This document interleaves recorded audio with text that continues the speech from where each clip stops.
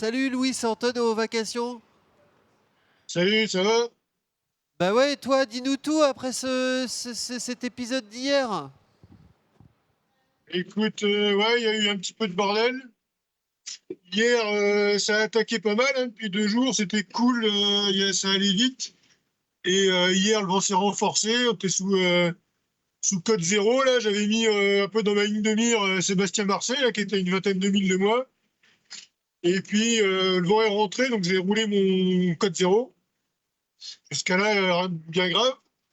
Je suis passé sous J2, et puis du coup, en passant sous J2, je me suis dit, bah, je vais mettre un petit peu d'hydrogénérateur pour recharger un peu les batteries, puisque du coup, je vais calmer un peu le jeu avec mon J2. Et puis, en fait, quand je suis passé sous J2, ça n'a pas calmé le bateau du tout, ça a fait qu'accélérer. Il y a eu un surf, le bateau montait à 30 nœuds, et le support de l'hydrogénérateur, qui n'est pas forcément fait pour ça, a dégagé, et est venu faire un impact dans la barre de liaison. Enfin, en tout cas, c'est comme que je vois le truc. Ça n'a pas cassé tout de suite. Et après, sur un départ Olof ou deux, le bateau, il revenait plus. Et en prenant la barre, je me suis aperçu qu'en fait, il y avait plus de liaison entre le safran et puis la barre, quoi. Donc, bah, du coup, je me suis aperçu que la barre de liaison était cassée, ce qui craint un peu. Du coup, il a fallu rouler le J2 à moitié passant parce que je pouvais plus abattre, forcément, ce qui s'est passé. Et puis ensuite, j'ai affalé la grand voile complet. L'idée, c'était de se servir du safran au vent, pouvoir continuer à faire route dans une trajectoire à peu près correcte, le temps de trouver une solution de réparation, tout ça. Donc j'ai affalé ma grand voile, je suis parti plein vent arrière sous J2, du coup j'ai redéroulé mon J2.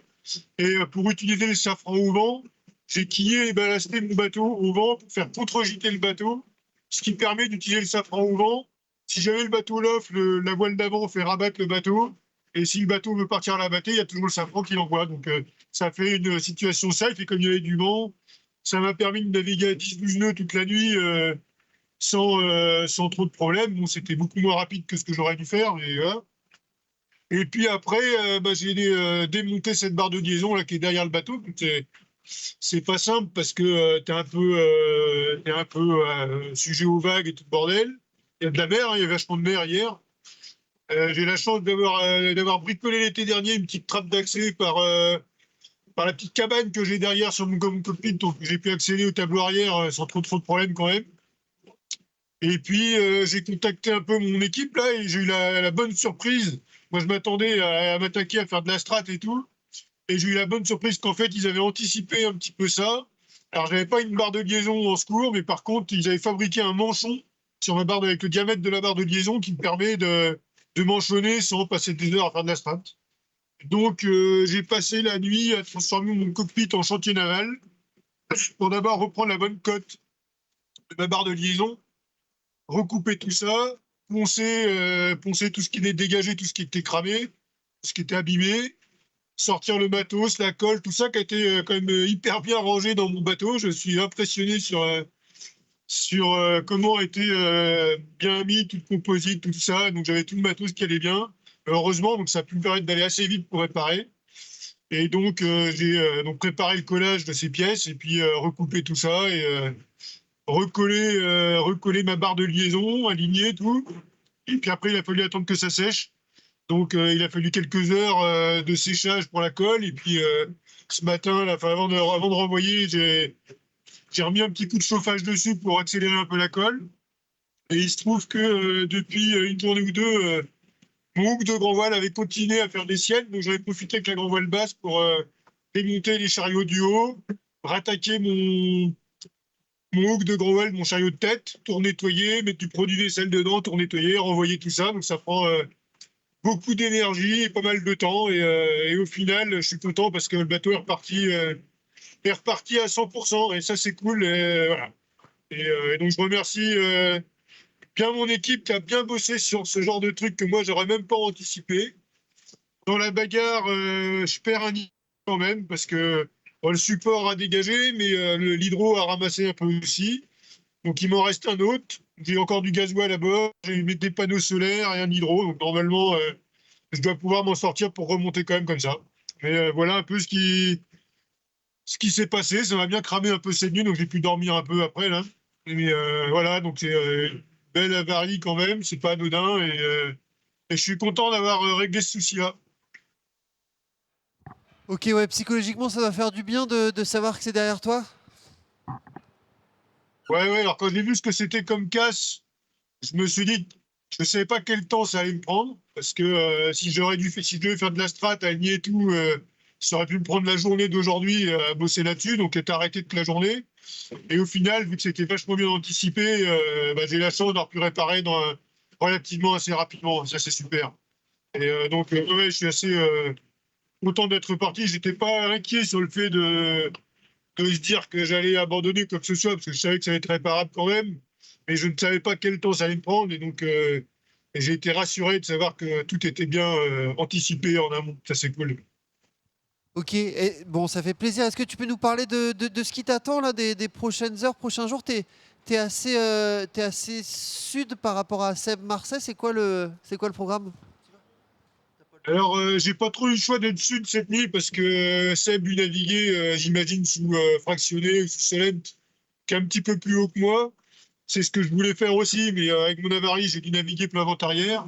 Donc maintenant, il faut que je me rebosse un petit peu sur la stratégie. De toute façon, là, tout le vent de sud-ouest, donc j'ai pas tellement le choix d'être en tribord à mur. Et puis, il y a une zone qui se complique un peu devant nous, hein, parce que on va passer entre la Tasmanie et la Nouvelle-Zélande. Et donc, dès qu'il y a des côtes, ça fout le bordel avec la météo, hein. Depuis tout l'océan Indien, les systèmes dépressionnaires, ils passaient, ils nous mettaient une petite dorsale entre les deux, et puis ça repartait. Et puis là, on voit bien que dès qu'il y a de la côte, ça se complique. Ils nous mettent des anticyclones, des centres dépressionnaires qui se reforment dans tous les sens. Et concrètement, nous, ça va nous barre un petit peu la route dans les jours à venir, là. Donc, il va falloir se creuser la tête pour savoir comment il faut passer. Je t'avoue que je dois bosser un peu le dossier parce que ce que j'avais prévu de faire ne doit plus forcément marcher du fait que j'ai ralenti par rapport à ce qui était prévu. Donc, j'ai du boulot, j'ai du pain sur la planche pour la stratégie, là, tout à l'heure. Louis, on a une petite surprise pour toi. Écoute bien. Hello petit Louis, c'est Alexia.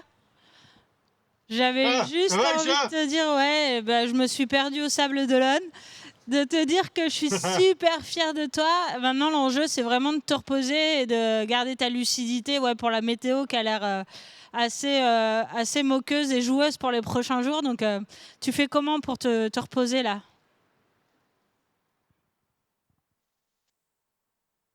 Ah, ça a coupé, je sais pas si tu m'entends encore. Ouais, je te reçois. Ah, cool, et ben, ça me fait bien plaisir de t'entendre, c'est cool. Ouais, Eh ben, écoute, bah ouais, top. J'espère que tu vas bien. J'espère que tes projets avancent comme tu voulais et que tu vas t'en sortir. Et puis, bah écoute, là, pour l'instant, il faut que j'aille dormir, je crois, c'est sûr. Et j'ai du taf parce que tu as vu, hein, la météo est pas simple pour nous. J'ai vu qu'il y a des bateaux comme Clarisse et Samantha là, qui se retrouvent un peu en vrac, qui me limitent à aller naviguer au près dans de la meule. J'espère qu'on va pas avoir droit à ça, mais on va avoir du boulot en stratégie là. On va avoir grave du boulot. ouais, c'est clair. Et est-ce que tu as amené ton accordéon pour te relaxer? Ah non, j'ai laissé à la maison. Non, j'ai pas fait ça. D'abord, il aime pas trop l'humidité, et puis je savais que. Ouais, ça coupe un peu, Louis. Écoute, fais du air accordéon. Il y en a qui font du air guitare, alors pourquoi pas. Et repose-toi bien et on est à fond avec toi. Des gros bisous. Ah, c'est sympa, je t'embrasse. Louis, petite question en plus. On commence à avoir des petits copains à toi qui nous disent que c'est long et que la solitude, ça pèse un peu. Est-ce que c'est ton cas ou pas?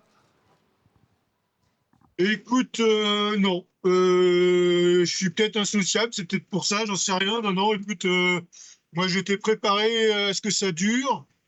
Écoute, moi je me plais bien en mer, j'adore ce que je vis.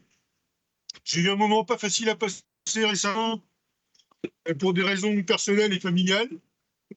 Mais hormis ça, pour moi tout roule et je suis heureux d'être là.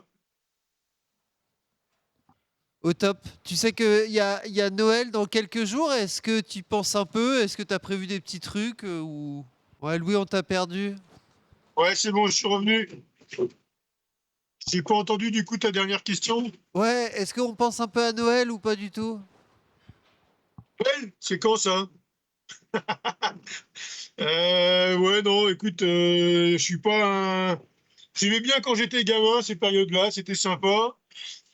Écoute, là, je vais fêter Noël tranquillement. J'aurai probablement un petit peu de famille au téléphone, tout ça, mais ça m'inquiète pas plus que ça d'être tout seul pour Noël. Et puis, en fait, ça me plaît presque, quoi.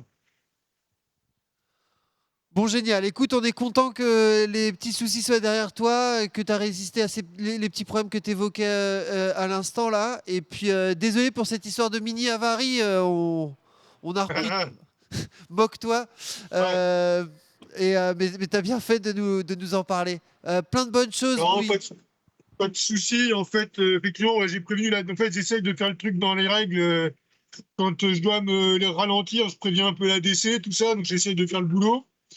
Et effectivement, moi, quand je parle, j'ai toujours tendance à minimiser ce qui m'arrive parce que je veux pas faire du sensationnel, ce qui n'est pas le cas de tous mes concurrents, je crois. Et du coup, par contre, c'est vrai que bah, c'est à vous de faire la part des choses de tout ça et de savoir se dire que tiens, ça c'est grave ou pas grave. Enfin, c'est comme ça que je le vois. Mais c'est vrai que moi, j'ai toujours tendance à minimiser ce qui m'arrive parce que j'aime pas faire du dramatique. Mais donc, il n'y a pas de problème. Et puis, en fait, peut-être que je n'étais pas très, très bien réveillé tout à l'heure et du coup, j'étais énervé. J'ai pas eu réussi à tout lire l'info sur le site, donc j'ai cru qu'il y avait que 3 mots. Enfin, bon, voilà, il y a eu un peu de confusion aussi. Donc, il n'y a rien de bien grave, rien de bien grave en tout cas. Je vous embrasse. Merci, Louis. Merci vraiment. Plein de bonnes choses. Allez, ciao!